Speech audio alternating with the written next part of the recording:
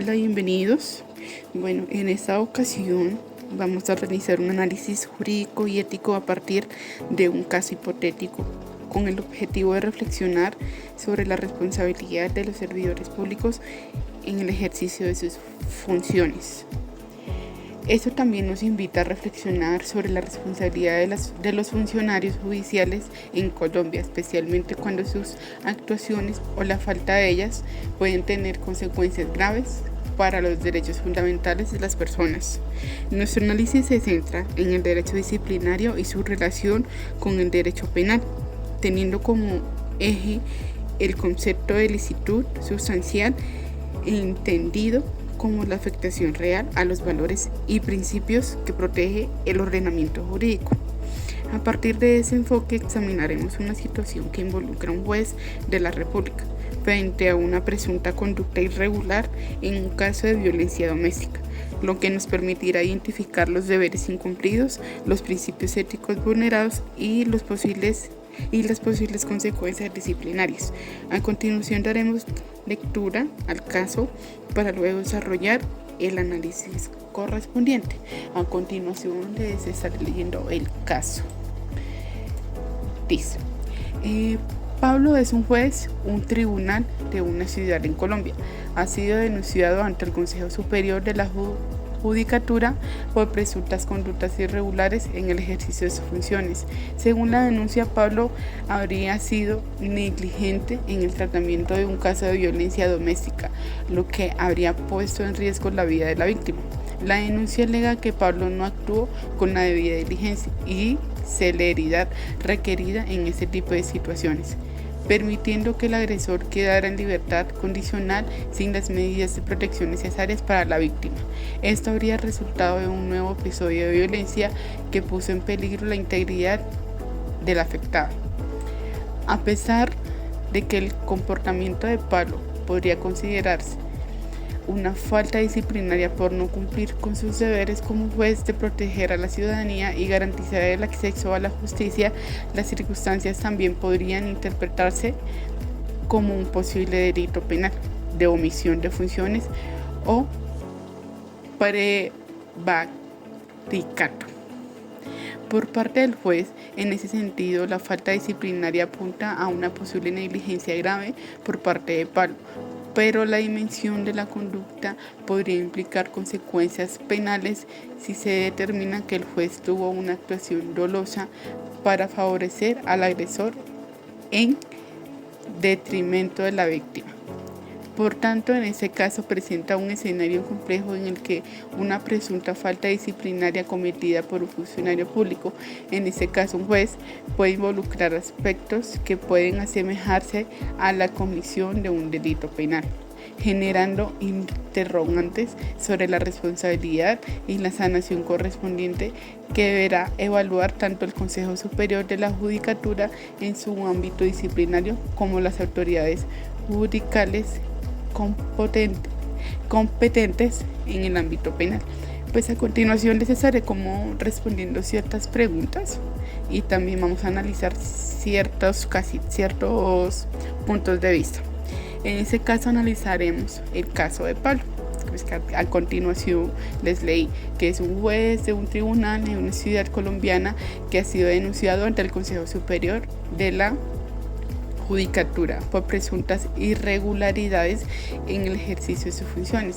Según la denuncia, Pablo habría actuado de manera negligente en un proceso de violencia intrafamiliar al no brindar la debida diligencia y celeridad que este tipo de casos exigen, permitiendo que el agresor quedara en libertad sin medidas de protección suficientes para la víctima. Como consecuencia de esta actuación, la víctima habría sufrido un nuevo episodio de violencia, poniendo en riesgo su integridad y su vida. Este hecho genera una preocupación especial, ya que los jueces tienen el deber constitucional y legal de garantizar el acceso efectivo a la justicia y proteger a las personas en situación de vulnerabilidad, como ocurre en los casos de violencia doméstica. A partir de ese contexto surge la pregunta central que orienta nuestro análisis en este podcast. ¿Estamos ante una falta disciplinaria, un delito penal o frente a ambos escenarios al mismo tiempo?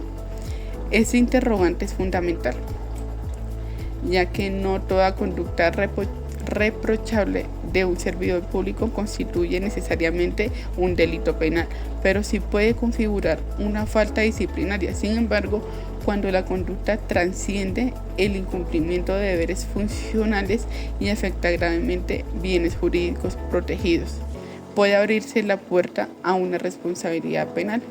En este punto resulta clave el concepto de licitud y licitud sustancial, el cual se desarrolla en el libro dentro del estudio del derecho disciplinario. Ese concepto hace referencia a que no basta con que una conducta sea formalmente contraria a la ley, sino que debe afectar de manera real y significativa los fines del servicio público y los principios que rigen la función estatal, como la moralidad, la eficacia y la protección de los derechos fundamentales.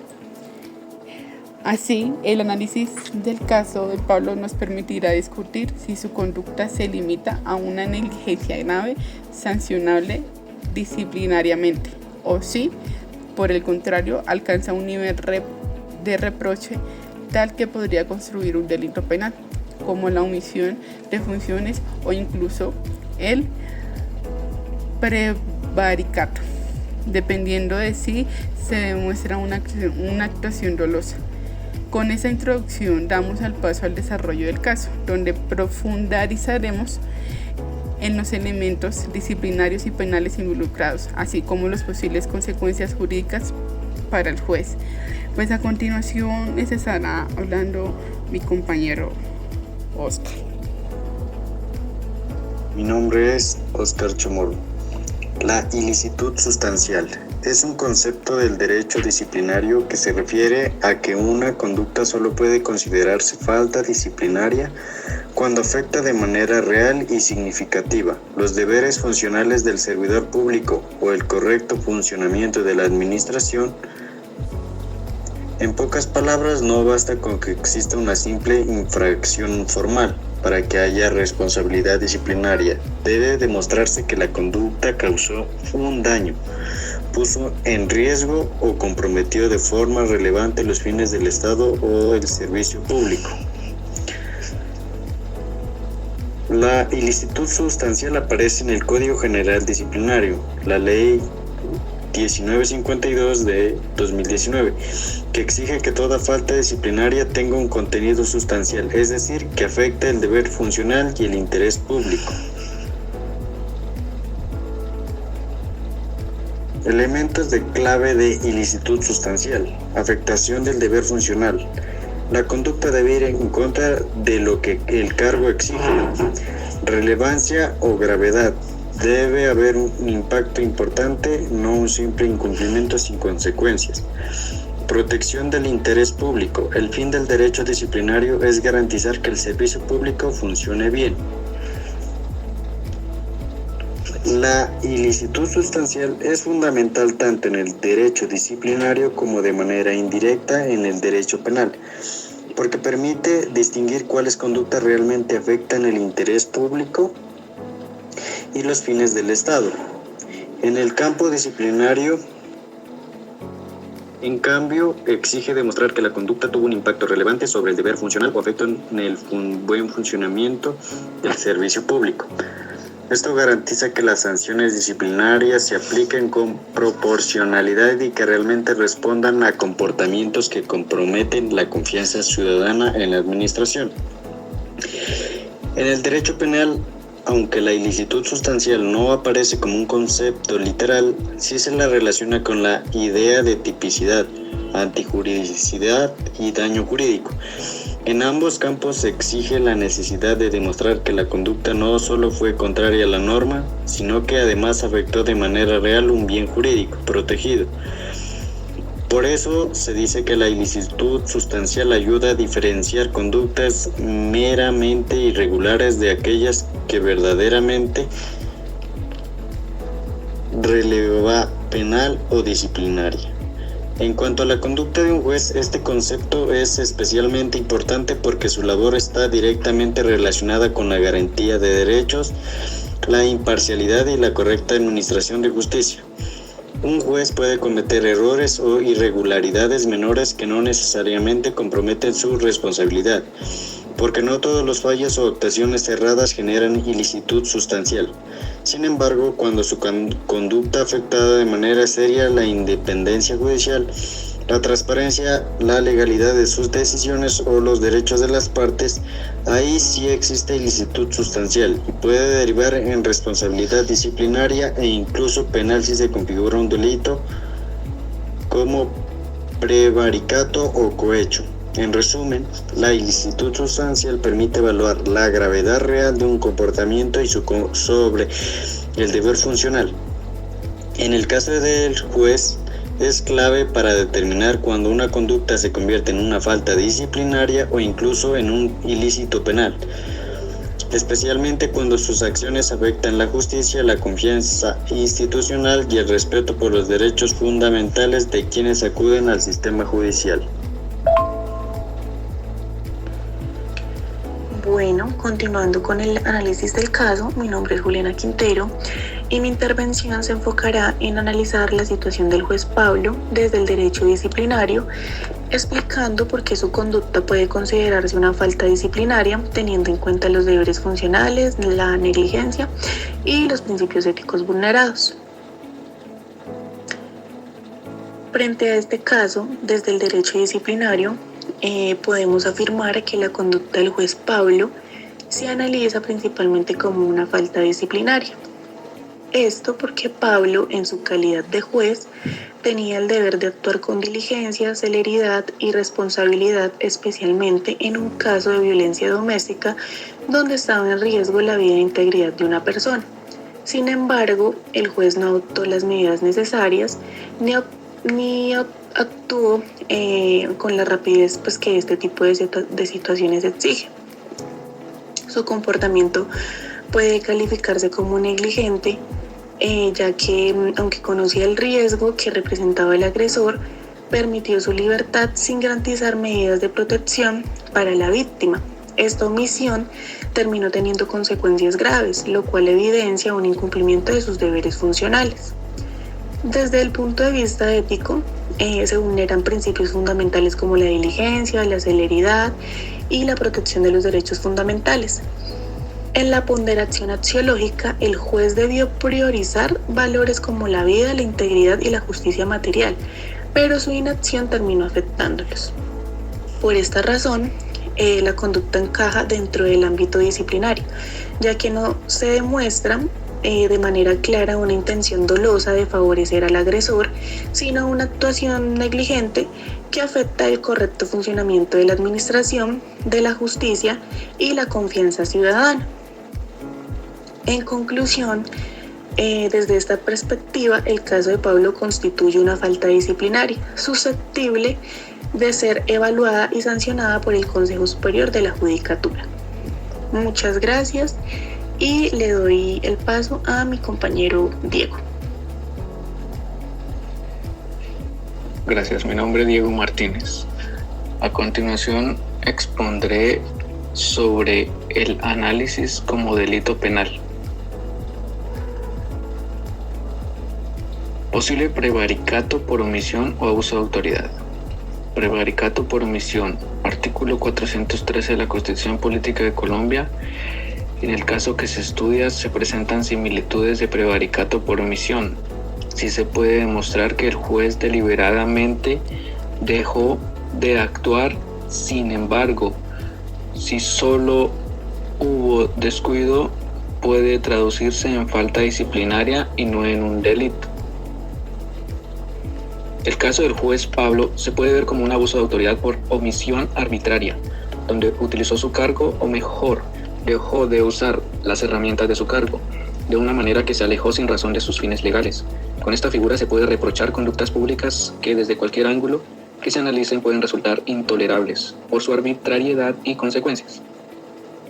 Tipicidad, antijuricidad y culpabilidad. Tipicidad. La tipicidad establece que solo se puede sancionar las conductas que se están previamente y de forma clara definidas en la ley. La conducta del juez Pablo puede constituir una falta disciplinaria, sino también encajar en los tipos penales por omisión de funciones o prevaricato, siempre que se demuestre el elemento subjetivo, dolo o culpa grave, y la relación de causalidad con el resultado de peligro para la víctima. Antijuridicidad. Si existe antijuridicidad en la conducta del juez Pablo, su omisión en adoptar medidas de protección necesarias para la víctima de violencia doméstica. Primero, es contraria al ordenamiento jurídico, constitucional, leyes especiales, principios generales del derecho.